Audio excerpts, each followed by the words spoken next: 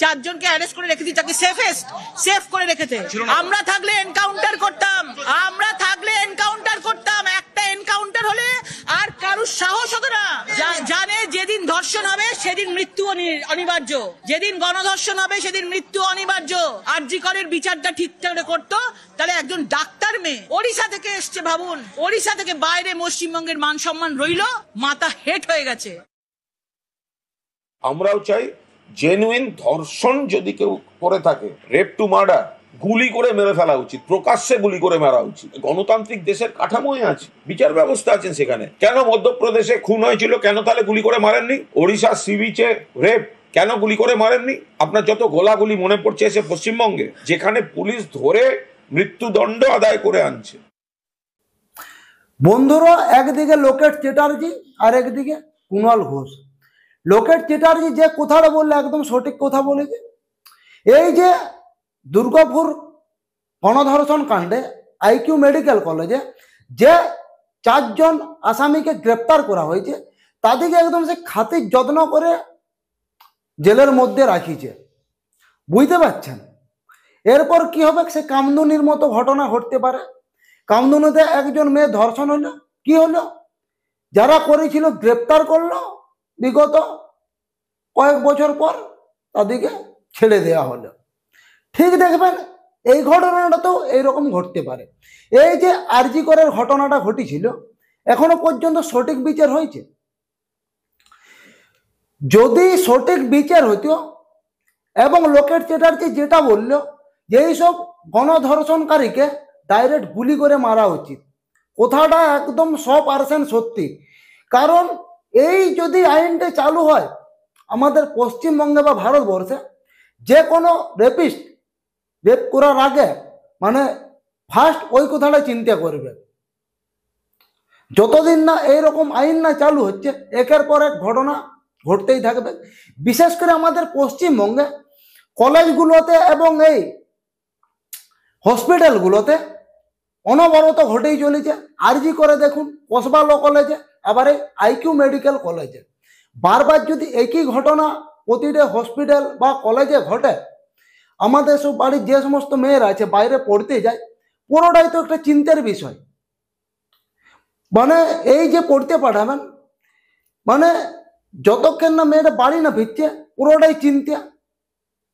এই যে একের পর এক দুর্নীতি ঘটছে, এই যে ধর্ষণ কাণ্ড ঘটছে, বিশেষ করে দায়ী কে? আমাদের রাজ্যের শাসন ব্যবস্থা। কারণ এই সব ধর্ষণকারী যারা আছে মানুষ, তাদেরকে যদি চরম থেকে চরমতম সাজা দিত, তাহলে দুবার ভাবিত এরকম কাণ্ড ঘটানোর আগে। এই যে কুণাল ঘোষ বলছে আমাদের পশ্চিমবঙ্গে নাকি বিচার ব্যবস্থা, আইন ব্যবস্থা সবকিছুই ঠিক আছে, প্লাস ইউপি উত্তরপ্রদেশের যে ঘটনাটা ঘটেছিল সেইগুলোর প্রসঙ্গেও তিনি কথা বললেন। উত্তরপ্রদেশে আগে যে তুলনায় হতো তার তুলনায় এখন অনেক কম। কিছুদিন আগেই দেখলেন আই লাভ মোহাম্মদ নামে একটা আন্দোলন চলছিল, 24 ঘন্টার মধ্যে যোগী একদম ঠান্ডা করে দিল। কিন্তু আমাদের পশ্চিমবঙ্গে এই যে ধর্ষণ কাণ্ড একের পর এক ঘটছে, পারলে মমতা ব্যানার্জি 24 থেকে 48, 48 থেকে 72 ঘন্টার মধ্যে এইসব রেপিস যারা করছে, যেসব মানে দুর্নীতি মানুষরা করছে, তাদেরকে ঠান্ডা করে দিতে অবশ্যই পারত। কিন্তু সেই রকম কোনো স্টেপ নিচ্ছে না। কি করছে? এইসব রেপিস্টকারীকে ধরছে, থানায় নিয়ে যাচ্ছে, কয়েক বছর পর আবার ছাড়া পাই যাচ্ছে। ওইখানেই তো তারা সাহস পাই যাচ্ছে না যে করে দিলে কি হবে, 6 মাস, 1 বছর কি 2 বছর জেল হবে, ওর থেকে বেশি না। এইটা কোনো কি সাজা হলো? ডাইরেক্ট এইসব রেপিস্টকে একদম এনকাউন্টার করে মারাই উচিত। আর আমাদের আরজি করে যে ঘটনাটা ঘটেছিল, ওইটা যদি ঠিক মতো বিচার পেয়ে যেত, তাহলে মানে এইরকম কাণ্ড ঘটানোর আগে রেপিস্ট দুবার ভাবতে। আর দিদিক তো বলারই কিছু নেই।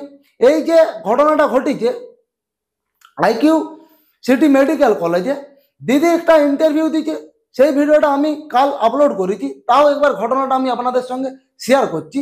দিদি কি বলল, যে যেহেতু এইটা একটা প্রাইভেট হসপিটাল, সেই ক্ষেত্রে আমি এইটা সাপোর্ট করতে পারছি না। এইটা একজন মুখ্যমন্ত্রী কোনো কথা হলো?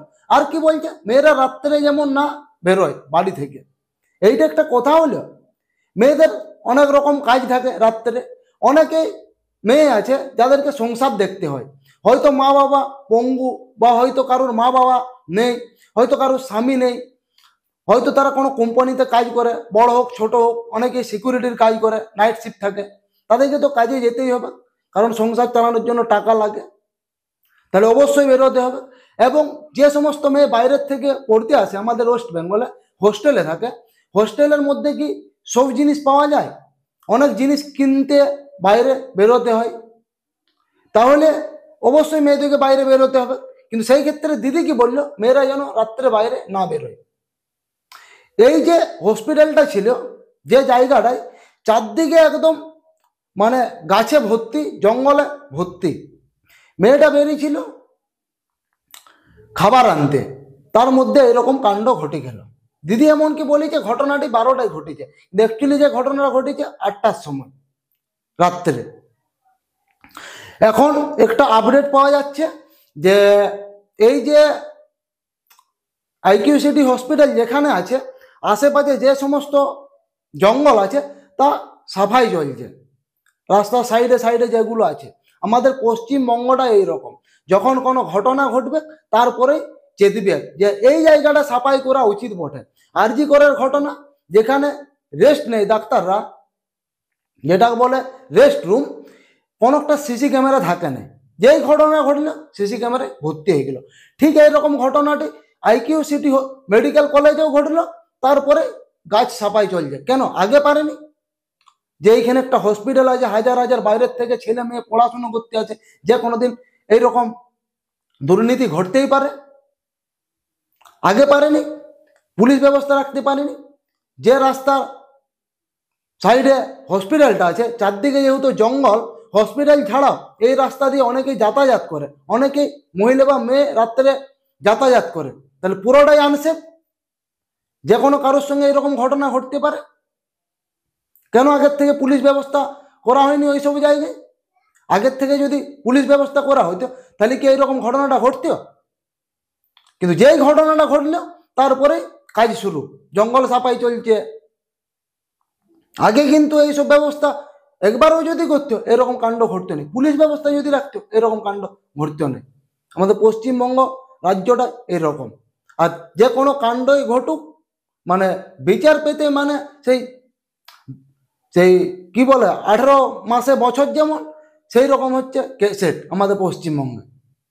মানে টাইম পেরিয়ে যাবে, দিন ঘনিয়ে যাবে, কিন্তু বিচার আর হবে না। লাস্টে আন্দোলন হবে, অনেক কিছু হবে, ন্যায্য বিচারের জন্য যারা যারা আন্দোলনে নামবে তারা পর্যন্ত লাস্টে পুলিশের কাছে মার খাবে। আরজি করার ঘটনাটা তো দেখলে আপনারা, কেমন অভয়ের মা বাবাকে মারধর করলো, ঠিক সেই রকম ঘটনাই ঘটবে। তো বন্ধুরা, আজকের এই প্রতিবেদনটা এখানে আমি স্টপ করছি। প্রতিবেদন যদি আপনাদের ভালো লাগে অবশ্যই ভিডিওটিকে লাইক, শেয়ার, কমেন্ট করুন। আর এই চ্যানেলে নতুন যারা ভিজিট করেছেন চ্যানেলটিকে অবশ্যই সাবস্ক্রাইব করুন এবং পাশে থাকা বেল আইকনটি অল প্রেস করুন। আবার দেখা হচ্ছে নতুন কোনো ভিডিওতে, নতুন কোনো টপিক নিয়ে। ততক্ষণে আপনারা সবাই ভালো থাকুন, সুস্থ থাকুন, নিজের পরিবারের প্রতি খেয়াল রাখুন। নমস্কার।